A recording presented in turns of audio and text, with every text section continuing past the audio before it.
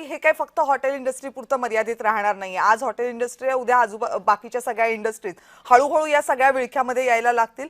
कारण तेल आणि गॅस हे असे दोन घटक आहेत की जे बाकीच्या सगळ्या सेक्टर्सना बांधून ठेवतात. आता ही परिस्थिती जर अशीच राहिली तर आपण किती दिवस तग धरू शकतो? मुळातच एलपीजीचा जो रिझर्व्ह आहे, ऍक्च्युली रिझर्व्ह, स्ट्रॅटेजिक रिझर्व्ह हा शब्दच मी चुकीचा त्या ठिकाणी वापरतोय. एलपीजीशी संबंधित आपल्याकडे जे आहे फक्त एक प्रकारचा बफर आहे. आता मी हा शब्द का वापरतो?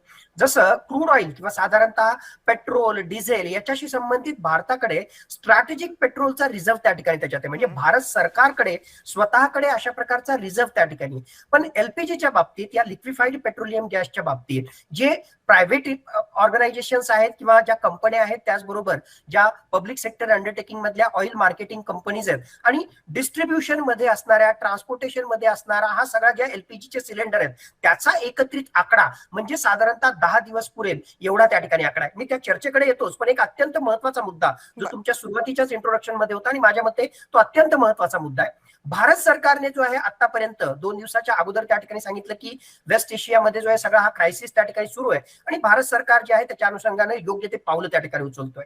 असं असताना सडनली काही तासाच्या आतच कमर्शियल सिलेंडर्स जे आहेत या हॉटेलिंगशी संबंधित कमर्शियल सिलेंडर्सला वर एक प्रकारे बंदी घालणं किंवा ते जे आहे उपलब्ध करू न देणं हा अत्यंत माझ्या मते जो आहे ज्याला आपण रिफ्लेक्स ऍक्शन म्हणतो किंवा झटका देणारा अशा प्रकारचा निर्णय त्या ठिकाणी होता. त्याच्या मागचं लॉजिक जे भारत सरकार त्या ठिकाणी सांगते की आमची प्रायोरिटी जी आहे मुळात जे डोमेस्टिक सिलेंडर्स आहेत, थोडक्यात जो घरगुती वापरासाठीचा गॅस आहे आणि ज्याच्या माध्यमातून कमीत कमी 2 वेळेसचं जेवण आमच्या जनतेला मिळावं हा त्याच्या मागचा मुख्य उद्देश आहे. माझ्या मते गल्लत तिथेच त्या ठिकाणी झालेली आहे. हॉटेलिंग इंडस्ट्री म्हणजे एक प्रकारे फक्त आणि फक्त मौज मजासाठी बाहेर जाऊन खाणं असा त्याच्यातला भाग नाहीये.